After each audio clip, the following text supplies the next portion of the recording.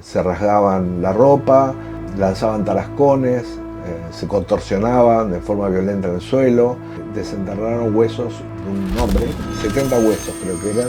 Intervinieron sacerdotes, videntes, psiquiatras, parapsicólogos. Se habló de extraterrestres, de enanitos verdes y de contactos de seres no humanos. Las historias paranormales dicen mucho del lugar en el que se originan. Hablan de sus miedos, de sus silencios, de cosas que no podrían decirse de otro modo. De chico me interesaron las historias paranormales. En Argentina hay alguien que dedicó casi toda su vida a investigar este tipo de historias. Alejandro Agostinelli. Yo me dedico a la investigación de estos temas desde hace más de 4 décadas, ¿no? Entonces, desde que empecé a interesarme por estos asuntos hasta la fecha, pasé por muchas etapas distintas que fueron desde la credulidad hasta el escepticismo.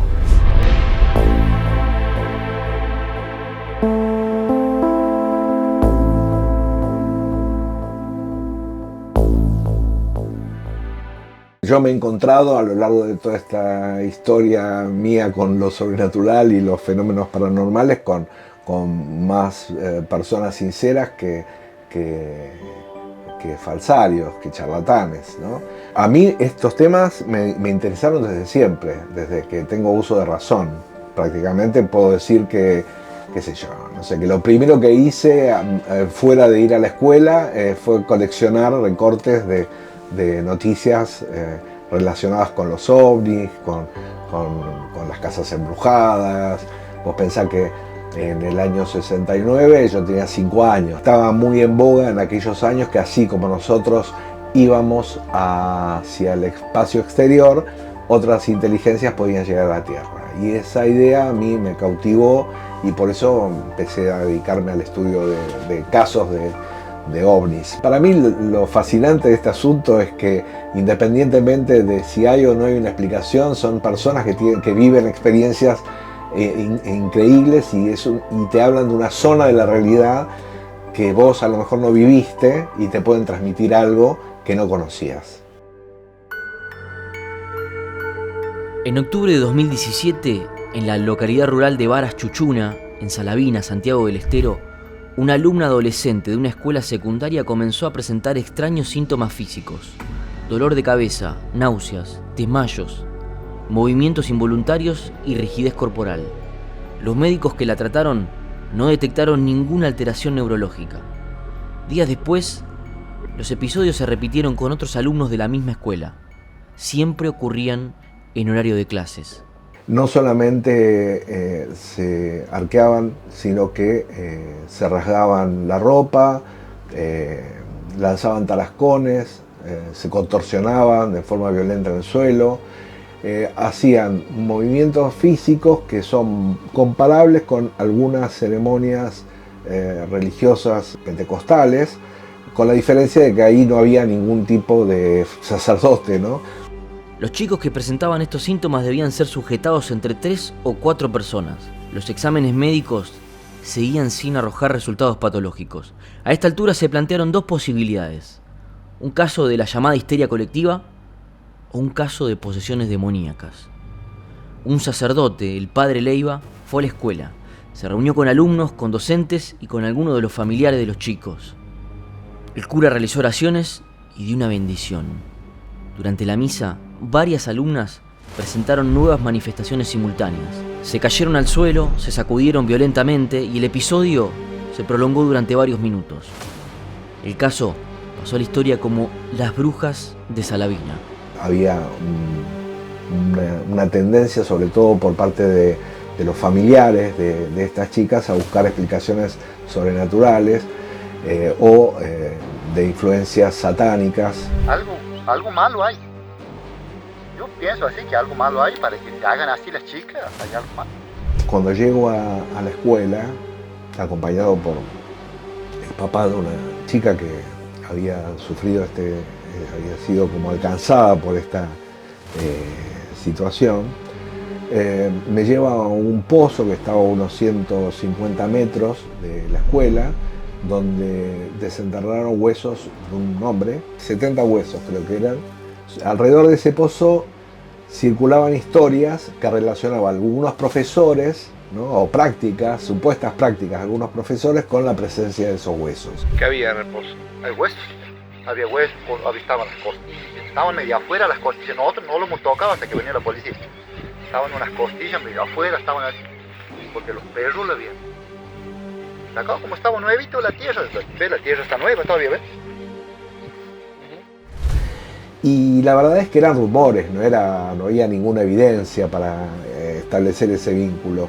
De hecho, la mayor evidencia, la evidencia más significativa de actividades sospechosas en la escuela era el silencio, ¿no? De no decir nada ya era muy sugestivo. Con el correr de los meses, las manifestaciones fueron desapareciendo. Lentamente se fueron apagando. Esto se fue extendiendo en el tiempo y no se le encontró una solución porque hubo una persistencia de explicaciones mágico-religiosas que en lugar de desactivar el fenómeno lo mantuvo vivo. En 2004, en la ciudad cordobesa de Río Tercero, una familia, los Benier, empezaron a denunciar una serie de episodios violentos ocurridos dentro y alrededor de su casa. Una mañana, la mamá le llama a Oscar, al papá de la familia, muy preocupada porque habían arrojado piedras desde el exterior de la casa, habían sentido piedrazos, tenía miedo de que fuera el ataque de algún vecino o algún tipo de broma. Rápidamente Oscar llega a la casa, se encuentra con esta situación de que habían estado arrojando piedras. El primer día fue una piedrita que no le dimos importancia. El segundo y el tercer día recibimos piedrazos pensando que alguien nos tiraba piedras. Llamamos a la policía. Estaban los policías acá, mientras estaba diciendo lo que estaba pasando, ¡pum! Seguían cayendo las piedras.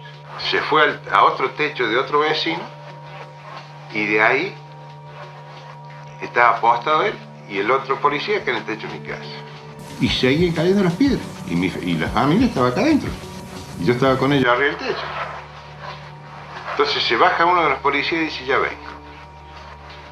Va hasta el móvil y trae la escopeta y la estaca, eso que usan ellos, los reglamentarios. Dice, avísele a su familia y dice que voy a hacer un disparo. Bueno, le avisé yo a ellos que iba a haber un disparo, no se alarman. Hace un disparo al aire y siguen cayendo las piedras. La intensidad de los piedrazos era tal que destruía prácticamente todos los vidrios de la vivienda. Con el paso de los días, una de las hijas del matrimonio Benier observó un detalle escalofriante. Los piedrazos siempre se intensificaban cuando Andrés, el mayor de los hermanos, estaba en la casa.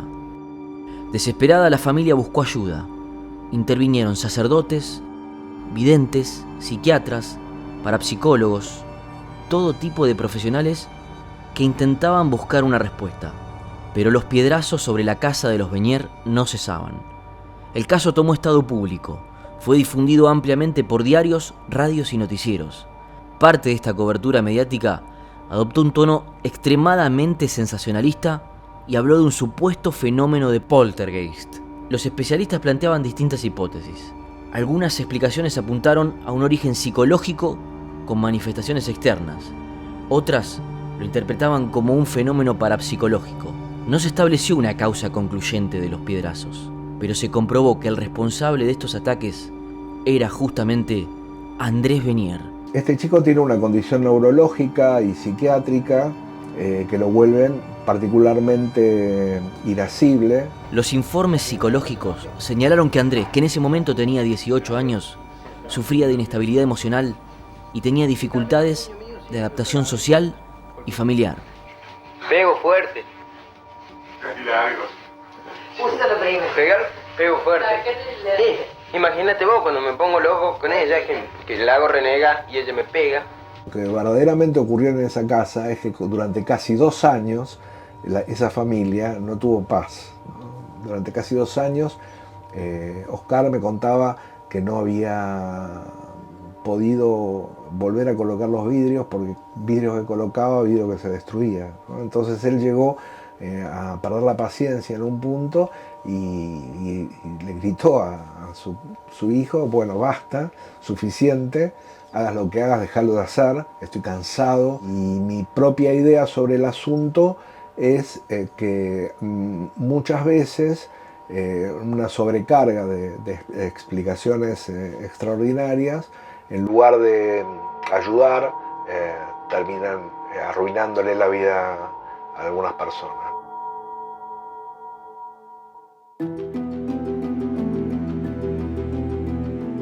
En 1983, en el barrio Villa Montoro, en la periferia de La Plata, un grupo de adolescentes aseguró haber visto pequeños seres verdes en un bosque cercano, apariciones nocturnas, ruidos extraños y ataques atribuidos a estos misteriosos visitantes. El rumor se expandió rápidamente por el barrio y llegó a la tapa de los diarios nacionales. Nuevos vecinos se fueron sumando al fenómeno y denunciando más avistajes. La historia ganó visibilidad cuando intervino la televisión. Un periodista recorrió la zona y recogió declaraciones.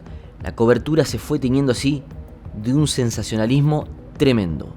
Se habló de extraterrestres, de enanitos verdes y de contactos de seres no humanos. Hubo patrullajes policiales, denuncias en comisarías y hasta suspensión de clases. El barrio se llenó de curiosos y visitantes. Había un parapsicólogo, un tal Avedaño, que decía estar en contacto con uno de los enanitos, que se llamaba Clatú, y que ese ser le hacía llegar una serie de informaciones. La profecía que recibió Avedaño decía que Alfonsín tenía que ser muy cuidadoso con su política nuclear, ¿no? Que era un tema que estaba totalmente fuera de toda... o sea, si había algo que no figuraba en ese momento entre las prioridades de ningún gobierno o de ningún partido político, era la política nuclear, ¿no? Pero claro, Clatú era el nombre, fonéticamente es el nombre del protagonista de una película clásica de los años 50, el día que paralizaron la Tierra, y es evidente que el nombre del extraterrestre con el que se comunicaba Avedaño en realidad procedía de esa cantera que es la imaginación humana relacionada con lo fantástico, en este caso una película de ciencia ficción, ¿no? Los protagonistas de esta historia eran mayormente adolescentes de entre 15 y 18 años. El contexto para entenderla es clave. El país atravesaba los meses finales de la dictadura militar. Raúl Alfonsín ya había ganado las elecciones y la democracia estaba a punto de regresar. Con el paso del tiempo, el fenómeno se diluyó y las denuncias cesaron. Los medios dejaron de cubrir el caso de Villa Montoro y no quedó ninguna prueba concreta sobre estos presuntos enanitos verdes. Los ufólogos, los parapsicólogos, los mediums, toda la gente que estaba relacionada con estos temas estaba en forma permanente en el lugar, ¿no? Estaban ahí, estaban en la calle, estaban buscando, entrevistando. Había algunos investigadores que habían decidido dejar de hacer entrevistas porque se dieron cuenta que podían vivir la experiencia ellos mismos en lugar de hablar con personas que contaran haberla vivido. Y de hecho eso ocurrió en Villa Montoro, ¿no? Las historias más interesantes son las historias que vivieron los propios investigadores, ¿no? Los relatos sobre eventos sobrenaturales o paranormales no son relatos solamente construidos por la persona que lo vivió. Y todos somos parte, intervenimos en esa historia. Todos los que nos interesamos, en fin, hay muchos actores que intervienen en un relato. Y esto es así porque todos contribuimos a la construcción de este evento.